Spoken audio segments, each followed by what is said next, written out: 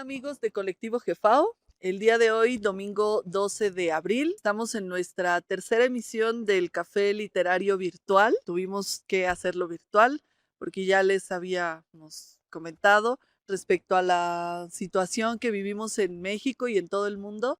Respecto a la pandemia, pues vamos a tener que hacer nuestro café de manera virtual. El día de hoy vamos a trabajar con la revista Jefao número 165. Habla sobre la celebración del Panquetzalistli, que es una celebración al Divino Supremo Huitzilopochtli Mechi. Es la revista número 165. Antes que otra cosa, yo quería platicarles respecto a la revista Jefao. Ustedes, este número es el actual. Vamos a encontrar en la revista Jefao que tenemos varios temas. Estos son temas versátiles que están ocurriendo en este momento. Por ejemplo, en este mes vimos lo de la rifa del avión presidencial, algunas otras temas como el asesinato del general Soleimani, general iraní, que apenas ocurrió hace unos meses. Entonces, si ustedes tienen la oportunidad de tener una revista Jefao en sus manos, siempre es importante que contrasten la información. Ya pasó el tiempo, ¿no? Si ven las revistas anteriores, ya pasó el tiempo, ya tienen la oportunidad de cotejar y de cómo ha ido evolucionando, pues, la historia contada a través de Jefao, ¿no? Y, pues, obviamente, añadiéndole nuevos, pues, matices conforme van sucediendo los hechos. Bueno, en este caso, vamos a empezar con la descripción del artículo central. Todas las revistas Jefao tienen un artículo central que es, pues, la maravilla, ¿no? La joya de esta revista. Y en este caso vamos a hablar sobre el Panquetzalistli. Compren la revista, en la caja de descripción les vamos a dejar cómo ustedes pueden comprar la revista. Del mismo modo también vamos a ponerles todos los datos, todas las citas, la bibliografía, para que ustedes también lean y chequen toda la bibliografía que nosotros estamos reuniendo para ustedes. Y pues sin más ni más, vamos a empezar. Este artículo fue escrito por Genaro Saucedo y por Francisco Meneses. En las revistas anteriores de Jefao, eran escritas por el señor Selvas, que era el fundador de la revista Jefao, y si ustedes de verdad tienen la oportunidad de conseguir las revistas anteriores, adelante, es una oportunidad que ustedes tienen para checar todo este bagaje cultural que nos estaba dejando el fundador. Cuestiones muy interesantes, muy importantes que pasan a veces a la vista de los historiadores y de los arqueólogos, y que siempre es importante verlo como nuestro periodista fundador estrella, el señor Francisco Selvas, veía la historia de México. Y pues bueno, vamos a empezar con Panquetzalistli, celebración al Divino Supremo Huitzilopochtli. Les voy a leer el primer párrafo y vamos a hablar de esto al respecto. La grandeza y el sentido de las fiestas de fin de año en todo el mundo tienen su origen en nuestra cultura ancestral mexicana. En el año 2002, la catedrática de la Universidad Nacional Cristiana, Simón, da a conocer que Juana de Asbaje escribió una obra interesante y atrevida para su tiempo, el llamado Auto Sacramental, loas para el divino Narciso, que nunca se presentó en México, sino solo en España, y muestra el ingenio de la escritora para enseñar el origen de las tradiciones mundiales al comparar la cultura grecorromana y la cristiana con la náhuatl. Entonces, ¿quién es Sor Juana Inés de Asbaje y Ramírez de Santillana? Bueno, Sor Juana nació en San Miguel Nepatla, en la Nueva España, o sea, en México, pero antes se le conocía como la Nueva España, el 12 de noviembre de 1648. Escribe esta loa al divino Narciso, se representa en 1692, es una obra que nunca se representa en México. Y bueno, a Sor Juana la catalogan como la 10ª musa. Me tomé el momento de investigar quiénes son estas 9 otras musas. Estamos hablando de la musa Calíope, la musa de la poesía, la musa Clio, que es de la historia, a Érato, que es de la poesía amorosa, a Euterpe, musa de la música, a Melpómene, musa del teatro, en específico de la tragedia, a Polimia, musa de la música, a Talia, musa del teatro, en específico de la comedia, Terpsícore, musa de la danza, y Urania, que es musa de la astronomía. Y bueno, vemos que Sor Juana es catalogada como la 10ª musa. Era una mujer que le gustaba mucho aprender, le gustaba mucho el conocimiento. Se dice que aprendió el latín en 20 clases. La verdad es que es una mujer muy adelantada a su época. No se puede decir que es una mujer feminista, porque en realidad pues siempre le gustó el conocimiento, se defendió a sí misma, no fue así como, vamos mujeres, ustedes pueden, o sea, realmente lo que estaba viviendo la Nueva España, pues no sabemos si había más mujeres como Sor Juana, ¿no? Que estuvieran así teniendo 4000 libros en su biblioteca personal, o sea, pero vemos que ahorita más adelante vamos a analizar el nombre específico de Sor Juana Inés de la Cruz. A mí me parece muy interesante este dato. Estuvo muy interesada en la astronomía, en las matemáticas, en la filosofía, en la mitología, en la música, la pintura, o sea, sabía de todo, ¿no? Incluso la tuvieron que entrevistar entre 40 sabios para saber si Sor Juana era de una manera, había aprendido todo esto por cuestiones divinas o por conocimiento, ¿no? Entonces, realmente estudiar estas loas del Divino Narciso de Sor Juana son muy interesantes. Les dejamos en la cajita de la descripción, les vamos a dejar para que ustedes lean esta loa al Divino Narciso. Y bueno, quien la trae aquí a colación es Cristina Simón, que es graduada en Filología Hispánica en la Universidad de Málaga y la profesora de estudios para extranjeros en la UNAM. Ella escribe el artículo que se llama Patriotismo Criollo, la loa introductoria al Divino Narciso, y pues ella explica que Sor Juana escribió esta obra en 1688 por encargo de la virreina marquesa de Paredes. Como cualquier auto, es una obra didáctica que se utilizaba para esclarecer un dogma. Pero aquí, a diferencia de lo que nosotros percibimos como la evangelización, ¿no? Que es el traer toda la cultura cristiana a América, aquí, a diferencia de esta cristianización, estamos viendo que esta loa fue escrita para europeos, fue pedida por europeos para europeos y que compara, bueno, en la arquitectura de la loa, en los cánones ortodoxos de la percepción literaria, la introducción, las danzas, el vestuario, los instrumentos, los cantos prehispánicos, está dividida en 5 escenas, trataban de asemejar, ¿no?, toda esta atmósfera festiva mexicana, en donde se utilizaba la Eucaristía en relación al teócualo. Más adelante vamos a analizar qué es el teócualo. Entonces, para esto vamos a dejar a un lado el patriotismo criollo, ¿no?, del Divino Narciso, y vamos a hablar sobre el Panquetzalistli. Se traduce el Panquetzalistli como enarbolar banderas. En realidad, si tú lo observas, esa traducción pues carece un poco como de sentido, ¿no? Realmente era una celebración muy importante como para simplemente enaltecer banderas, o a qué se referían, no se entiende bien esa traducción. Sin embargo, los investigadores de la revista GEFAO proponen el significado del vocablo como el divino supremo. Era la palabra panquetzia, significa lo que te remonta a algo, supera o se sobrepone a todo. Entonces esto ya cobra un poquito más de sentido. Cuando hablamos de esta celebración, siempre hablamos es una fiesta religiosa en honor a Huitzilopochtli Meshi. Es una manifestación divina, ¿no? Es la suprema manifestación de Dios, y en este momento celebra el nacimiento de Dios mismo en la tierra, el insuperable, el más valiente, el más inteligente, el dueño de todo y fuerte. Pues de acuerdo a esta celebración, ¿no?, la investigadora belga Elena Mazzetto dice que esta fiesta era aprovechada para graduar, formalizar a los devotos.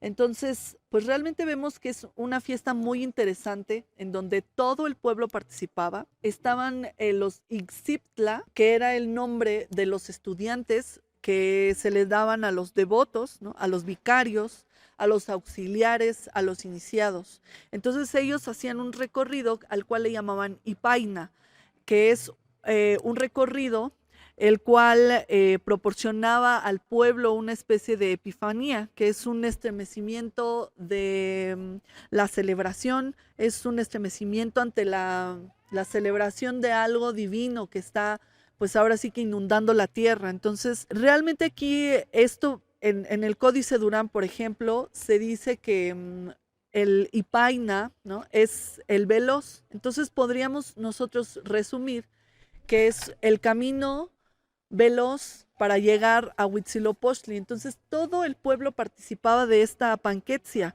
y es muy interesante porque esto sucedía durante los primeros, la primera veintena del mes de diciembre, por así decirlo, y en el 18º día de la veintena estaban encargadas ciertas muchachas que vivían un año antes de casarse, vivían en los templos y eran llamadas Ipilhuan Huitzilopochtli, que eran hijas de Huitzilopochtli. Estas vestales, por así llamarlas, estas vírgenes, durante todo el día y toda la noche realizaban una pasta de huautli, que es el amaranto. Realizaban una pasta de amaranto con miel, como las alegrías que hoy conocemos, y realizaban un muñeco gigante como de 2 metros. Es muy interesante.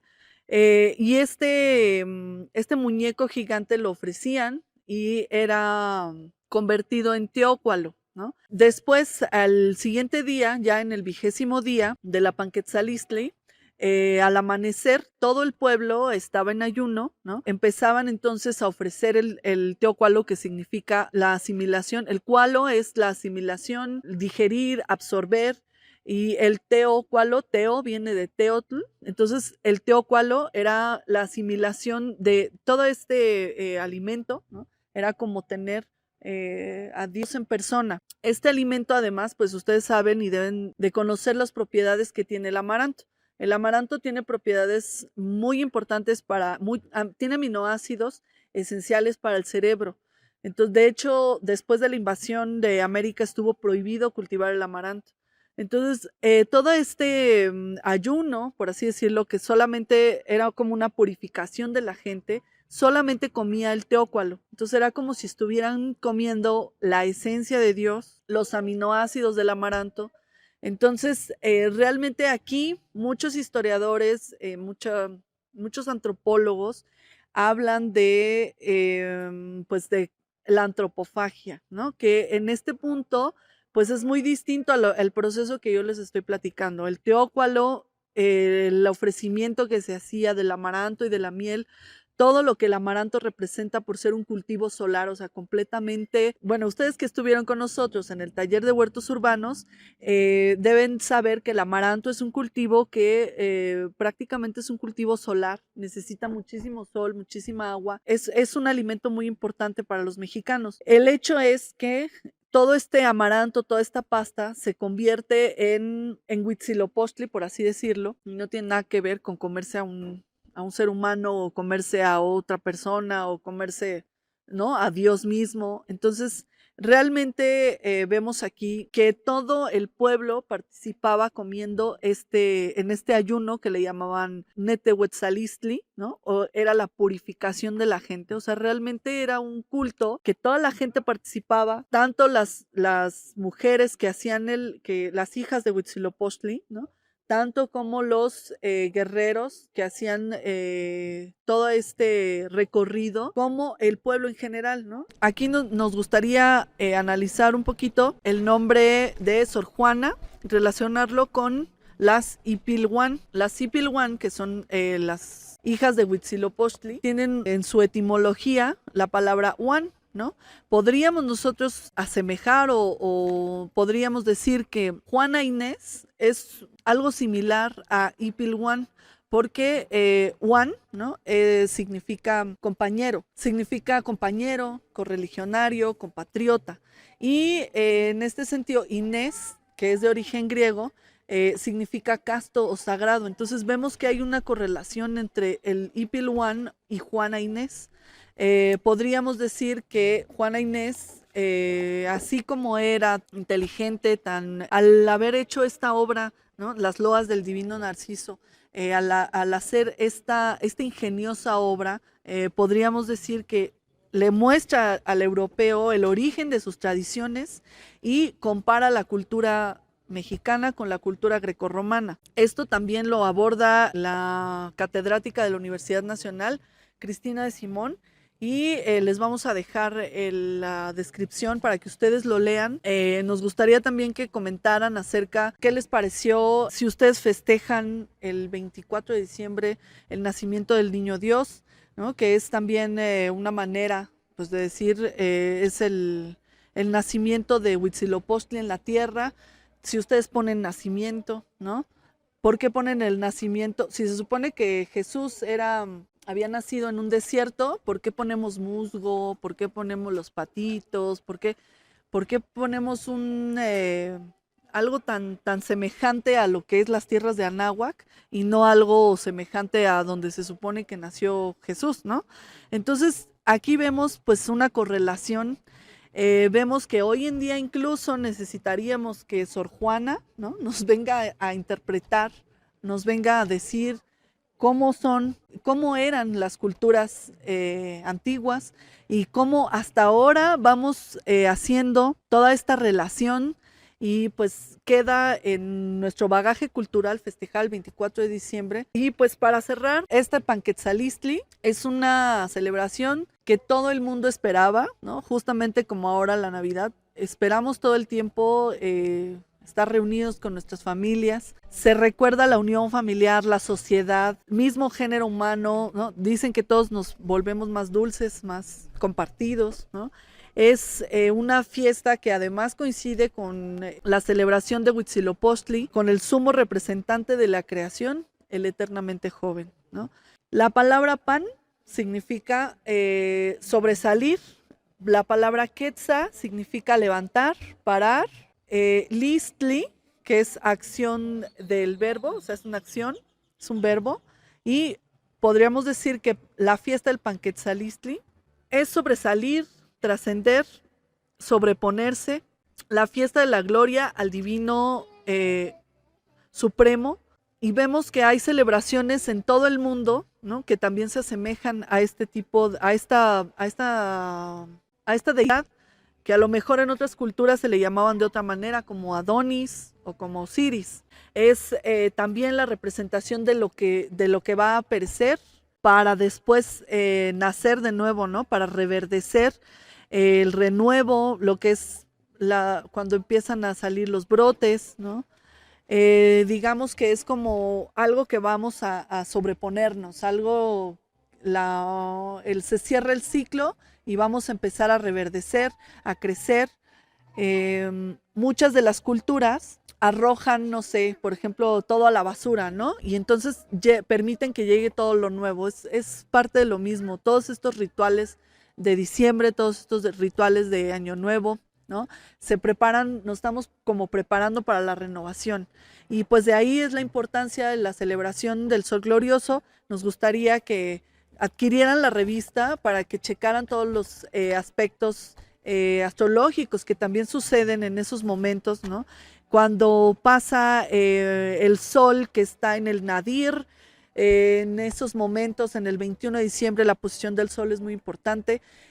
Nos indica todo lo que nosotros hacemos alegóricamente, es una representación de lo que está sucediendo en el cielo en esos momentos. Entonces, la revista Jefao te lo explica de una manera magistral. A nosotros nos gustaría que ustedes de verdad consiguieran esta revista. La pueden conseguir a través de nuestros links, de nuestras páginas, y